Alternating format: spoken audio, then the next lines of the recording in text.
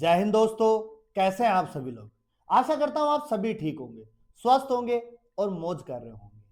मैं अंकित एक बार फिर से आपके अपने YouTube चैनल वासुदेवा एजुकेशन में आपका स्वागत करता हूं। जैसा कि हम प्रीवियस में बीएससी फाइनल ईयर पे बात कर रहे थे, इवोल्यूशन की चर्चा चल रही थी जिसमें लैमार्किज्म और डार्विनिज्म दोनों हमने पढ़ लिए थे। और आज उसी का एक और टॉपिक उठाते हैं, वेरिएशन, विभिन्नताएं उठाते हैं कि वेरिएशंस क्या होती हैं, विभिन्नताओं के बारे में जिक्र करेंगे। और सबसे बड़ी बात ये करें कि लैमार्किज्म और डार्विनिज्म को फेल होने के पीछे का सबसे बड़ा और महत्वपूर्ण जो कारण था बेटा, वो क्या था? वेरिएशंस थी। और उन्हीं वेरिएशंस की हम बात करेंगे। तो डायरेक्ट स्क्रीन के ऊपर चलते हैं जहां हमारा टॉपिक लिखा हुआ है वेरिएशंस। और बेटा सिंपल बात समझो कि वेरिएशन एक्चुअल में है। तो सिंपल सी बात करें कि हमारी बॉडी के अंदर कुछ असमानताएं पाई जाती हैं जो आगे चली जाती है और कुछ वही रह जाती है। वही क्या है? विभिन्नता। जो आगे जा रही है चली गई पीढ़ी दर पीढ़ी, और जो नहीं जा रही है वो रुक गई। अब बात करें कि आगे कौन सी जाएगी और रहेगी कौन सी, उनकी भी अगर हम जिक्र करें तो इन वेरिएशंस को हम चार भागों में बांटते हैं। कितने भागों में बांटते हैं? चार भागों में बांटते हैं, जिनमें अगर मैं फर्स्ट की बात करूं तो एक होता है अपने पास में जननिक विभिन्नता। कौन सी विभिन्नता होगी बेटा? जननिक विभिन्नताएं होती हैं। और बेटा इंपॉर्टेंट अगर हम बात करें तो जननिक विभिन्नताएं इंपॉर्टेंट होती हैं। और अगर इसी की अगर हम प्रमाण स्वरूप बात करें तो हमारे पास में होगी कायिक विभिन्नता। इसी के परिणाम स्वरूप अगर हम बात करें तो हमारे पास में होंगी कायिक विभिन्नता। यानी कि इसको हम स्टेप फर्स्ट में बात करेंगे। किसमें बात करेंगे? स्टेप फर्स्ट में। यानी वेरिएशंस को हम चार स्टेप में डिवाइड करेंगे। पहला स्टेप फर्स्ट जननिक विभिन्नता, फिर अगर हम बात करें स्टेप सेकंड की तो वो हो जाएंगे हमारे पास में निर्धारित विभिन्नता। क्या हो जाएंगी? निर्धारित विभिन्नता हो जाएंगी। और इन निर्धारित विभिन्नताओं के फलस्वरूप इसके सामने हम लिख देंगे बेटा अनिर्धारित विभिन्नता। क्या लिख देंगे? अनिर्धारित विभिन्नता लिख देंगे। और इसी प्रकार अगर हम देखें तो हम स्टेप थर्ड की भी बात कर सकते हैं। और स्टेप थर्ड में इसी का हम जिक्र करेंगे तो अपने पास आ जाएगा बेटा सतत विभिन्नता। क्या आ जाएंगी? सतत विभिन्नताएं आ जाएंगी। और इसके स्वरूप हम लिख देंगे असतत विभिन्नता। क्या लिखेंगे? असतत विभिन्नताएं लिख देंगे। और सबसे बड़ी अगर हम बात करें तो इसके चौथे स्वरूप की बात करें तो उसे हम स्टेप फोर्थ लिखेंगे। और इस स्टेप फोर्थ को हम लिखेंगे गणनात्मक विभिन्नता। और जब बात गणनात्मक विभिन्नताओं की हो तो इनके सामने हम लिख देंगे या करके इसके परमाणु संबंधित विभिन्नता। बेटा ये चार विभिन्नताएं हमारे पास में होंगी, यानी कि चार स्टेप हम पढ़ेंगे। अब देखो मैं सिंपल सी बातें बताऊंगा आपको कि देखो जननिक और कायिक क्या है, लैमार्क और उसमें पढ़ लिया हमने। कुछ विभिन्नताएं जो हमारे पीढ़ी दर पीढ़ी जा रही होती है, कुछ विभिन्नताएं जो पीढ़ी दर पीढ़ी जा रही होती है वो तो क्या है? जननिक विभिन्नताएं। यानी कि जो माता पिता से बच्चों के अंदर जा रही है। अब माता पिता से बच्चों में कौन सी विभिन्नताएं जाएंगी? तो समझो बालों का रंग,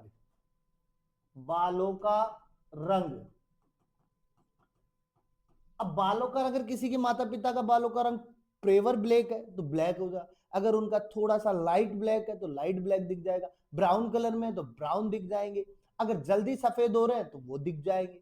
या हम बात करें त्वचा के रंग की, या हम बात किसकी करें? त्वचा के रंग की बात करें। अगर माता पिता का रंग क्या है? गोरा है तो बच्चा भी क्या है? गोरा।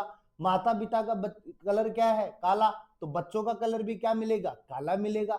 अगर पिताजी काले हैं और माताजी क्या है? गोरी है, तो बच्चा कैसा दिखेगा? सांवला दिखेगा। समझ रहे हो? तो ये क्या है? जननिक विभिन्नता।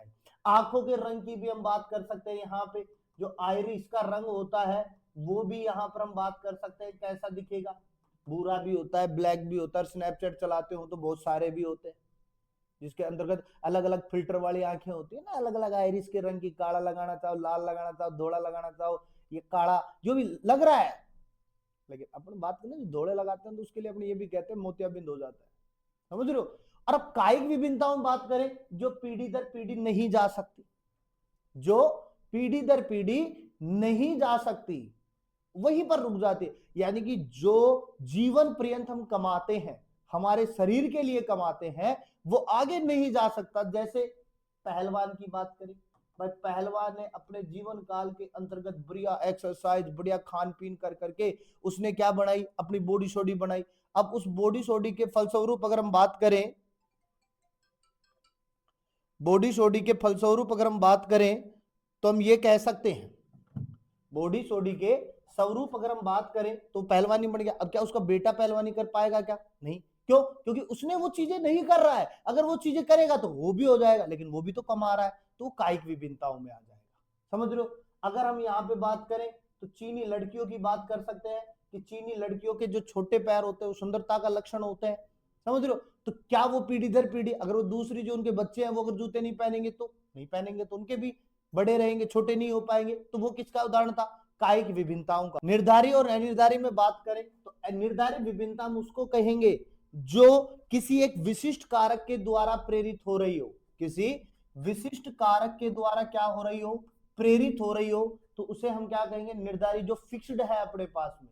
लेकिन अनिर्धारी की बात करें तो यहां पर कोई विशिष्ट कारक की बात नहीं होगी, विशिष्ट कारक की बात नहीं होगी, लेकिन हम यहां यह कह सकते हैं कि ये उद्विकास की दृष्टि से अत्यंत महत्वपूर्ण है, उद्विकास की दृष्टि से अत्यंत महत्वपूर्ण है। वो किसके लिए कहेंगे? अनिर्धारी के लिए। अगर हम बात करें बेटा सतत विभिन्नताओं की, तो सतत विभिन्नताएं जो होती हैं, सतत विभिन्नताएं जो होती हैं उनके लिए हम सिंपल बात करें कि ये कर्मिक रूप से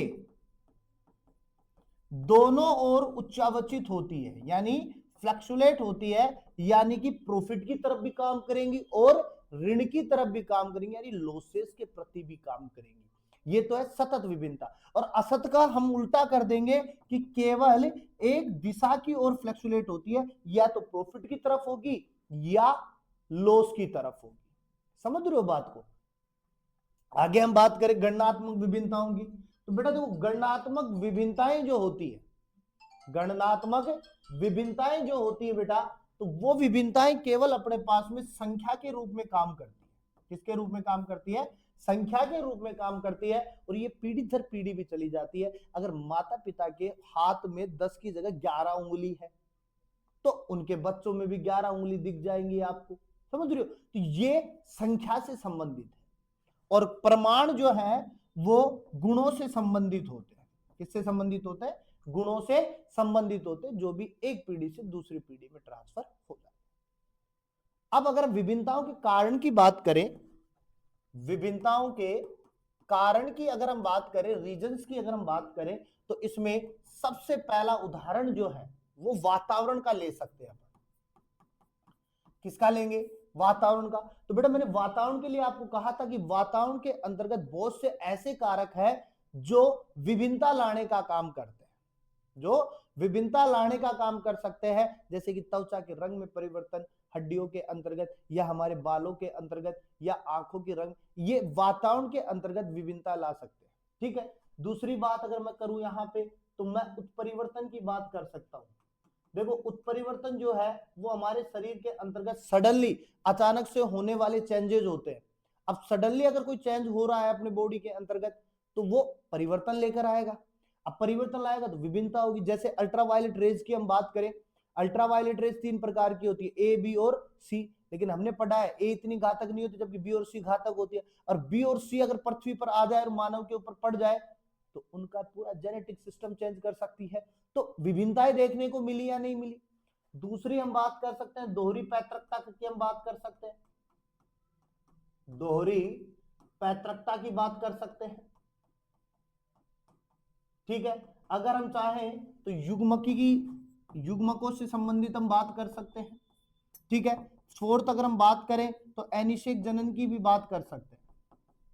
किसकी बात कर सकते हैं? अनिषेक जनन की बात कर सकते हैं। देखो युग्मकों या दोहरी पृथकता से अगर हम बात करें तो हमारे पास में हमें पता है कि मेल और फीमेल दोनों से हमारे पास में क्या मिलेंगे, युग्मक मिलेंगे। मेल से क्या मिलेगा, स्पर्म। फीमेल से क्या मिलेगा, ओव्यूम मिल जाएगा। दोनों मिलकर क्या बना रहे हैं, जायगोट बना रहे हैं। और हमें यह भी पता है स्पर्म कितने दे रहा है, 23। ओव्यूम कितने दे रहा है, 23। दोनों में कितने होने चाहिए, 46 जायगोट में। लेकिन अगर गलती से स्पर्म ने 23 की जगह 22 ही दिए तो ये कितने हो जाएंगे, 45। अब 45 क्या उसकी पूर्ति कर पाएंगे कि जो एक गुणसूत्र कम है, नहीं कर पाएंगे। समझ रहे हो बात को। तो यहां पर विभिन्नताएं आ सकती हैं। एनिसेक जनन की बात करें तो हमने पढ़ा है कि अगर जायगोट मेल स्पर्म जो है और फीमेल स्पर्म जो मिलकर क्या बना रहे हैं, जायगोट। और ये जायगोट से शिशु बनता है। लेकिन कई बार एनिसेक जनन में क्या होता है, ओव्यूम जो है स्वयं क्या होता है, फर्टिलाइज होता है। किसके द्वारा, एक्सटर्नल फैक्टर्स के द्वारा। तो वो क्या पैदा कर सकता है, शिशु पैदा कर सकता है। समझ रहे हो। तो ये किसका उदाहरण हो गया, एनिसेक जनन का। तो ये भी किसमें देखने को मिलती है, हमें विभिन्नताओं में देखने को मिलती है। तो इस प्रकार से हम विभिन्नताओं की चर्चाएं कर सकते हैं, जो एक अकेला क्वेश्चन 6 नंबर का है बेटा। समझ रहे हो। तब तक आप अपने दोस्तों को ये चीजें भेजते रहो।